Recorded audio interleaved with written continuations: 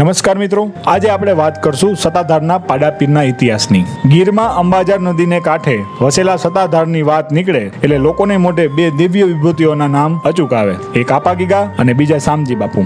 1809માં ચલાળાના દાન બાપુ પાસેથી પ્રેરણા લઈને આપાગીગાએ સત્તાધાર ખાતે જગ્યા સ્થાપી. એ પછી રોગીઓની સેવા, મફત ભોજન અને નિરાધાર ગાયોની સંભાળનો જે અખંડ ચીલો ચાલ્યો છે તે આજે પણ ચાલુ છે. સત્તાધારની ગાદી પર આવેલા છઠ્ઠા મહંત શામજી બાપુએ આ પરંપરાને વધુ વેગવંતી અને વધુ કીર્તિમાન બનાવી.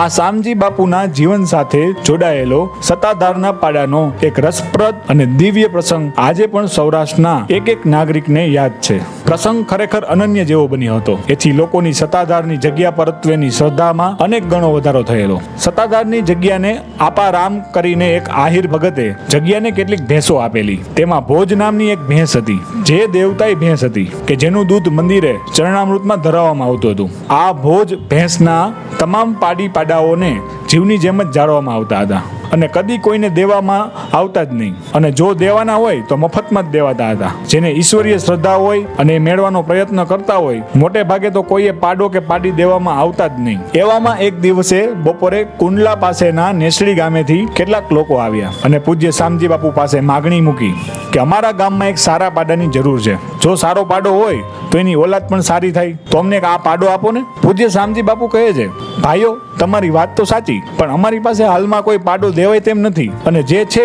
એ તો અમારા ખાડુમાં જોઈએ છે. પેલા લોકોએ કહ્યું, આ રહ્યો ભોજનો મસ્ત પાડો, અને તમે કેમ આમ મોડો ઉતાર આપો છો? બાપુ કહે છે, અરે ભાઈઓ, એ તો અમારી દેવતાઈ ભેંસ છે, અને એની ઓલાદને અમે જગ્યા બહાર પણ ક્યાંય કાઢતા નથી. જેને તમે ભલે પાડો કહો, પણ અમે એને પાડો ગણતા જ નથી. પણ એ તો અમારા પૂર્વજોની મર્યાદાને સાચનો પુરાવો છે. પણ સામેવાળા એની લૂલી જીભે હજાર જાતના સામસામા સવાલ કરે છે. તો ભોળા અને દરિયાવ દિલના પૂજ્ય શામજી બાપુ તો મૂંઝાયા કે આ લોકોએ તો ભારે કર્યો. પેલા તો વધુ ને વધુ બોલે છે કે બાપુ આ પાડો ન આપવો હોય તો કાંઈ વાંધો નહીં, પણ આમ બહાના તો ન બતાવો. આખરે પૂજ્ય શામજી બાપુ એ કહે છે, લ્યો તો આ પાડો હું આપું તમને, પણ અમારી એક શરત રહેશે, અને એ શરત નહીં પાડો તો આ દેવળ વાળો તમારા લેખાજોખા કરશે. નેસડીના આગેવાનો તો સહમત થઈ ગયા કે બાપુ આપના વેણને બ્રહ્માના વેણ ગણીને જ અમે પાડશું. બોલો બાપુ, બીજું કઈ શરત છે? પૂજ્ય શામજી બાપુએ ખૂબ જ ધીમા સ્વરે અને નરમાસથી સાચા ભોળા એક સંતને છાજે એ રીતે કહ્યું કે જુઓ બાપલા, આ પાડાને પેટના દીકરા કરતા વધુ સાચવવો પડશે, અને એમ કરતા તમને ન પોસાય તેથી પાછો જગ્યામાં પોગાડી દેજો, પણ કદી એને કોઈ બજારમાં ક્યાંય વેચતા નહીં હો. આ બધી વાત પૂરી થઈને નેસડીથી આવેલ માણસ પાડાને લઈને હાલી નીકળ્યો, અને નેસડીમાં હમીર કોળી નામનો ગોવાળ પાડાને જીવની જેમ જાળવવા માંડ્યો. પણ એમાં થોડાક વર્ષોમાં હમીર કોળીને ઈશ્વરના ઘરનું તેડું આવતા એ તો દામ ભેગો થઈ ગયો. તે પછી એની ઘરવાળીને આ કડાકૂટ ન ગમી કે રામ જાણે કશું જોયા જાણ્યા વિના કુંડલાના મતવા બચુભાઈને રૂપિયા 1500માં વેચી દીધો. આ પાડાને મારા હમીરા વિના કોણ એ રીતે સાચવી જાણે? એના કરતા પાડાને જોવો પણ નહીં અને હમીરની યાદ પણ ન આવે. પેલા બચુભાઈ મતવાને એમ થયું કે આવો મદમસ્ત પાડો છે તો એના તો મુંબઈમાં સારા પૈસા પાકશે. એમ માની પાડાને ભાર ખટારામાં ચડાવી મુંબઈ ભેગો કર્યો, અને પૂરા રૂપિયા 5000માં એક કસાઈને વેચી દીધો. થોડા જ સમયમાં તો પાડાને કતલ કરવા કતલખાનામાં લઈ જવાયો, અને બધા પશુઓને ગમાણમાં લીલું નાખ્યું, અને એ તો બિચારા અબોલ જીવ મંડિયા ખાવા. પણ એને બિચારાને ક્યાં ખબર હતી કે હમણાં જ આપણા ઉપર કાળની કરવત ત્રાટકીને આપણા કટકે કટકા કરી નાખશે.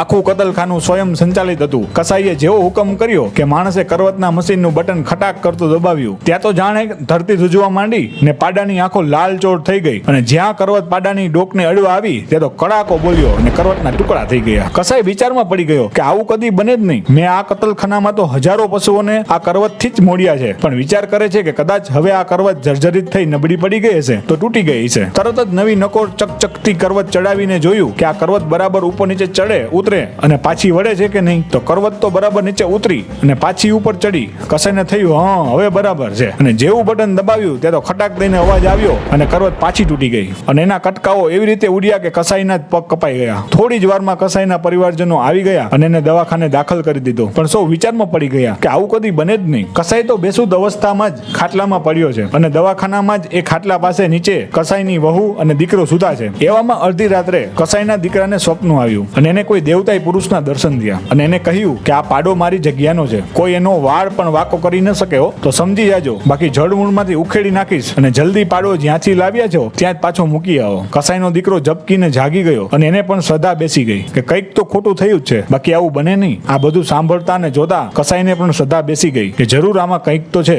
તેણે બે હાથ જોડી પ્રાર્થના કરી કે આ પાડાને એની જગ્યાએ અમારા ખર્ચે પહોંચતો કરશું અને વધારાનો એક પાડો માફી તરીકે ત્યાં બાંધી આવશું. પછી કસાઈએ પાડો પાછો મુંબઈથી કુંડલા બચુભાઈ મતવાને મોકલી આપ્યો અને તેણે કુંડલાથી ચલાલા, ધારી અને વિસાવદર થઈને સત્તાધાર મોકલ્યો. પણ આ સમાચાર અખબારોમાં ફેલાઈ જતા ગામે ગામ લોકોએ પાડાને ફૂલહાર કર્યા અને પાડાનું ભવ્યથી ભવ્ય સ્વાગત કર્યું અને સત્તાધારમાં પાડા પીર તરીકે પછી ઓળખવા લાગ્યો. તે પછી આ ચમત્કારિક પાડો પાડા પીર તરીકે સત્તાધારના સંતો સાથે જ પૂજાય છે. શ્રાવણ સુદ બીજ અને બુધવાર તારીખ 21/7/93 ના રોજ સવારે 6:30 વાગે પાડા પીર રામચરણ પામે છે અને કદાચ આ પ્રથમ એવો કિસ્સો હશે જ્યારે કોઈ પશુના શોકમાં આજુબાજુનો વિસ્તાર સ્વયંભૂ બંધ રહ્યો હતો અને જ્યારે પાડાએ જીવ છોડ્યો ત્યારે તેને સત્તાધારમાં જ સમાધિ આપવામાં આવી. તો આ તો પાડા પીરનો ઇતિહાસ. જો અમારો વિડીયો તમને ગમ્યો હોય તો આ ચેનલને જરૂરથી સબસ્ક્રાઇબ કરજો અને લાઈક કરજો. ધન્યવાદ.